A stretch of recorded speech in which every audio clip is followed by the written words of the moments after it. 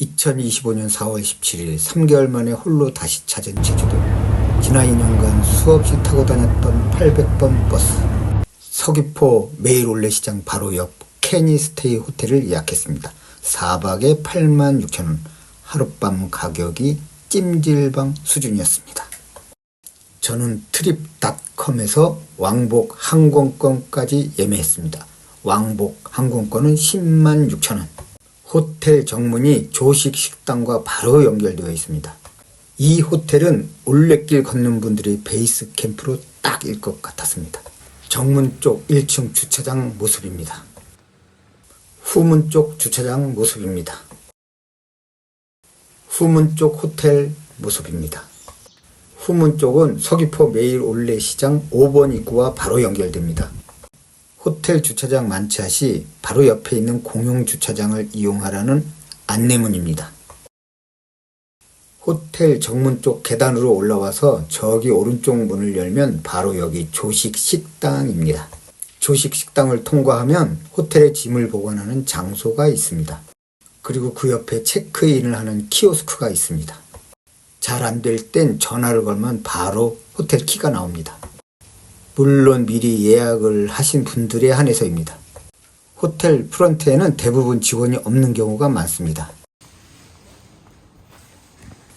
프런트 정면에 있는 그림입니다. 낮에는 프런트에 호텔 직원이 보일 때도 있습니다. 6층에 있는 1인실 제 방을 찾아가 봅니다. 1인실 제 방인데 캠핑카보다는 100배나 좋습니다. 지하 1층엔 셀프 빨래방도 있었습니다. 올레길을 걷고 땀에 젖은 옷을 그날그날 세탁할 수 있습니다. 저는 이 호텔에서 이 셀프 빨래방이 제일 마음에 들었습니다. 여기서 중요한 것은 카드로 계산한다는 것입니다. 세탁 4,000원, 건조 4,000원. 시간은 총 80분. 천정에 에어컨이 있는데 자동 시스템이었습니다. 진짜로 6월 초부터 제주도에 모기가 많아집니다. 일단 하영 올레길부터 시작하시죠. 이 호텔에서는 거의 대부분 버스를 딱 한 번만 환승하면 어디든 다녀올 수 있습니다. 엄청 싼 호텔인데 더 싸게 묵을 수도 있다네요. 철학적인 문구도 있고. 저는 호텔 조식을 신청하지 않았지만 단체 손님이나 올레길 걷는 손님들은 대부분 조식을 신청합니다. 조식의 수준을 대충 한번 보실까요?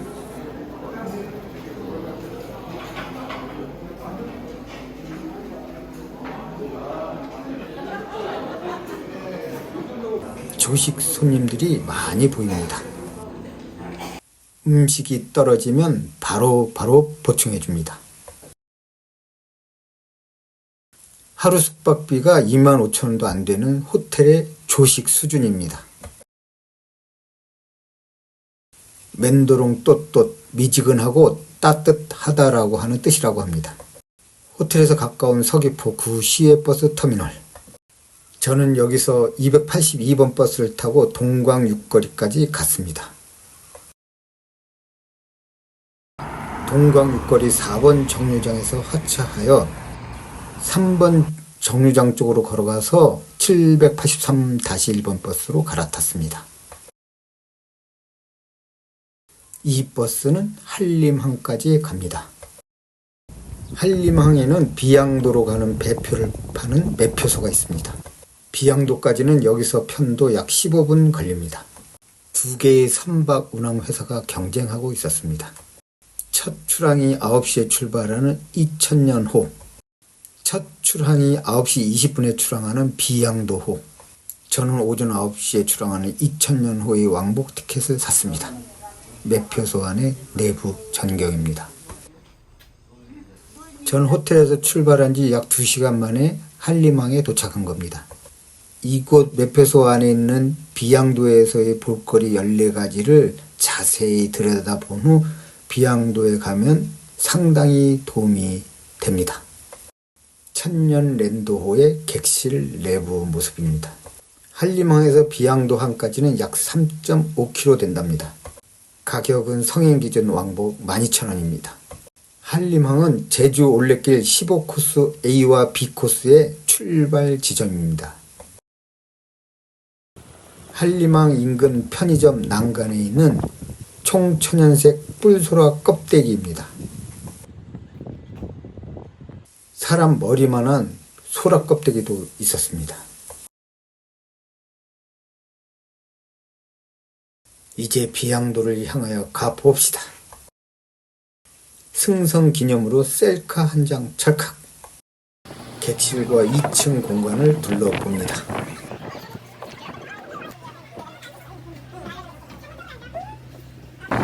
2층 공간은 오픈되어 있었습니다. 여기서 사진을 찍으라는데 안 찍을 수 없죠. 셀카 한 장 찰칵.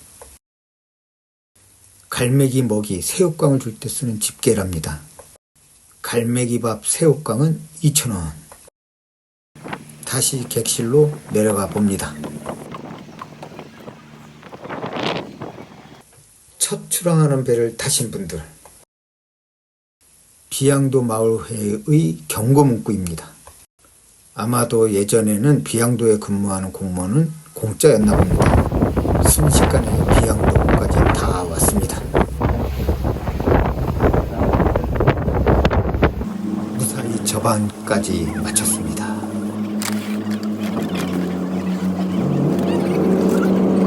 비양도에 첫 발을 내딛었습니다.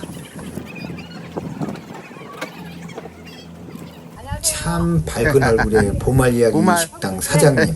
오셔. 네, 갈 거예요. 자, 보말 이야기.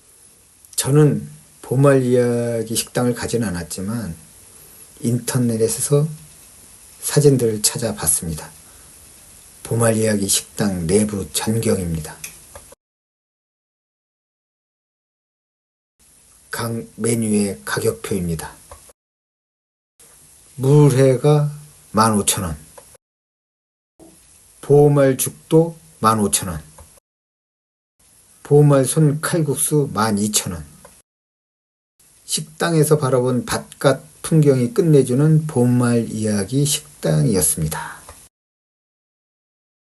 어딘지 아시죠? 예. 저쪽이야. 몇 분 오셨? 저 혼자 왔어요. 아, 혼자. 감사해요. 제주도에서 제일 마지막으로 터진 제일 작은 섬이기도 해요. 그래서 여기가 이제 하늘에서 날아왔다 그래서 날아온 섬이라는 이름의 뜻을 또 가지고 있습니다. 전체를 다 도시는 시간은 비양봉이 114m 40분 정도, 해안가 3.5km 40분이니까 1시간 3, 40분이면 투어가 끝나니까요. 여러분들은 시간적인 여유가 좀 있어요. 지금 비양봉이 오른쪽 능선이 보이는데요. 왼쪽으로 가시다 보면 정중앙에 주황색 층을 보이시죠? 한가운데 거기에서 여기 이 길을 말하는데 오른쪽으로 꺼지면 비양봉으로 올라가는 산책로가 나옵니다. 지금 이 산책로가 꽃이 만발해 있어요. 백목꽃이 만발해 있고 유채도 펴 있으니까 이 길을 놓치지 마시고 좀 다녀오시면 좋을 것 같아요. 그래서 올라가시는데 봉우리가 퇴적층으로 이루어졌어요. 스코리아라고 해서 화산 송이로 이루어졌기 때문에 붉은색을 띠고 있는 게 특징입니다.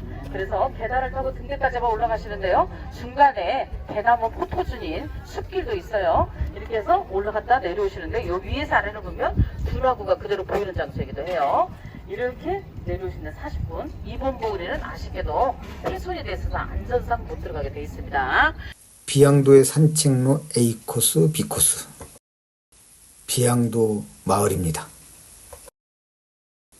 살아있는 화산 박물관 비양도. 비양도를 하늘에서 날아온 섬이라고 부른답니다.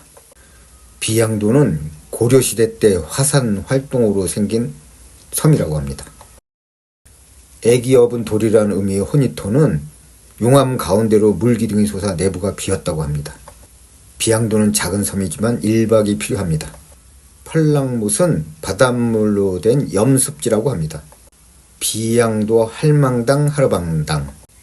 비양도에서 A코스는 해안선을 따라 360도 도는데 여기에 12가지 볼만한 장소가 있다고 합니다. 지천으로 널린 뿔소라 껍데기의 변신. 관광객에게 부탁하여 기념사진 찰칵. 비양도는 지금으로부터 20년 전 고현정, 조인성 등이 출연한 SBS 드라마 봄날의 촬영지라고 합니다. 둘 중에 어디부터 가볼까요? 비양봉부터 가봅시다. 비양봉으로 가는 길목에 있는 백연항 식당입니다. 이리로 쭉 가면 비양봉으로 올라가는 나무 계단이 나옵니다. 유채꽃이 보이기 시작합니다. 노란색 유채꽃 뒤로 보라색 묵꽃이 보입니다. 유채꽃보다 묵꽃이 훨씬 많아 보였습니다. 묵꽃은 여기에 보라색 꽃이 피는 겁니다. 제주도란 섬 속의 또 다른 작은 섬의 새로운 느낌. 여기가 비양봉으로 올라가는 출발 지점입니다. 비양 오름길 탐방로 안내도입니다.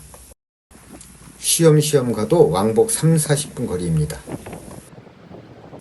앞으로 걷다가 가끔 뒤쪽에 바다도 돌아보고 목적지인 등대도 보면서 걷습니다. 아까 해설사가 말한 대나무 오솔길이 나왔습니다. 비양봉의 대나무 오솔길 생각보다 예쁘고 길었습니다.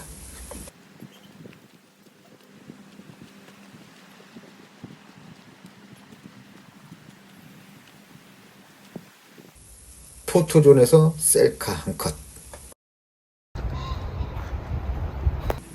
제주도엔 꿩이 아주 많습니다. 제주도 쪽을 바라보면서 등대까지 올라갑니다. 등대 바로 옆에 있는 사진입니다. 이달의 등대.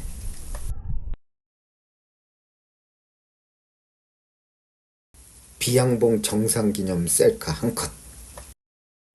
비양봉 정상에서 360도 돌면서 영상을 찍어봤습니다.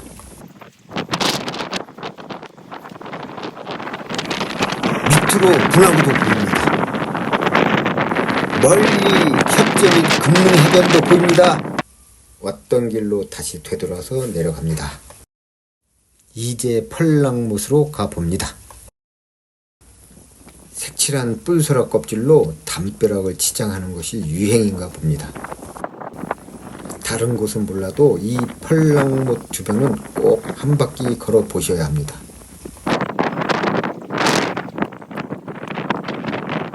걷기 편하게 잘 갖고 온 것 같습니다. 잘게 부순 작은 돌을 밟고 걷는 느낌이 아주 좋았습니다. 얕은 못의 물결이 바람에 일렁이는 모습도 보기 좋았습니다. 포토존에서 또 셀카 한 컷. 바람에 흔들리는 억새풀도 느낌이 아주 좋았습니다. 바다와 맞닿아 있는 펄랑못입니다. 제가 직접 손가락으로 찍어 먹어봤는데 짰습니다. 큰 튜브 같은데 눌러보니까 딱딱했습니다. 바닷물이 스며들어 자연적으로 형성된 펄랑못. 그래서 소금 염자를 써서 염습지라고 부른답니다. 아무리 시비를 걸어도 무념무상의 경공 2마리. 저는 처음 선착장에서 만난 보말 이야기 식당 사장님을 배반하고 호돌이 식당에서 식사를 했습니다. 보말 이야기 식당까지 갈 기력이 없어서리 선착장에서 제일 가까운 호돌이 식당으로 들어갔습니다.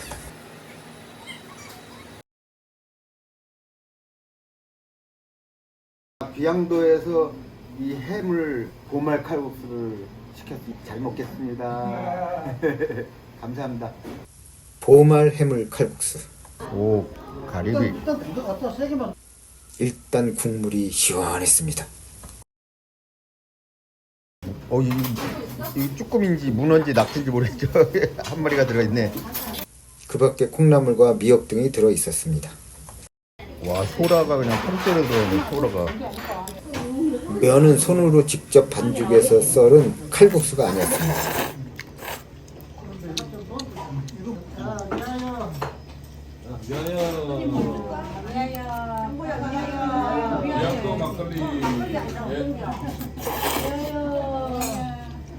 면에 대한 아쉬움을 진한 국물이 보상해 주었습니다.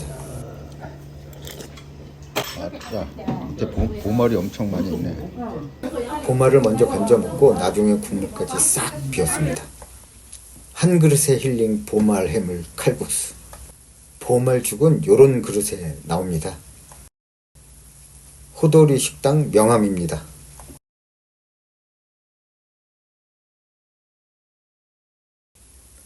한림항으로 돌아가는 배를 타기 직전에 선착장 옆에 있는 시들을 감상했습니다.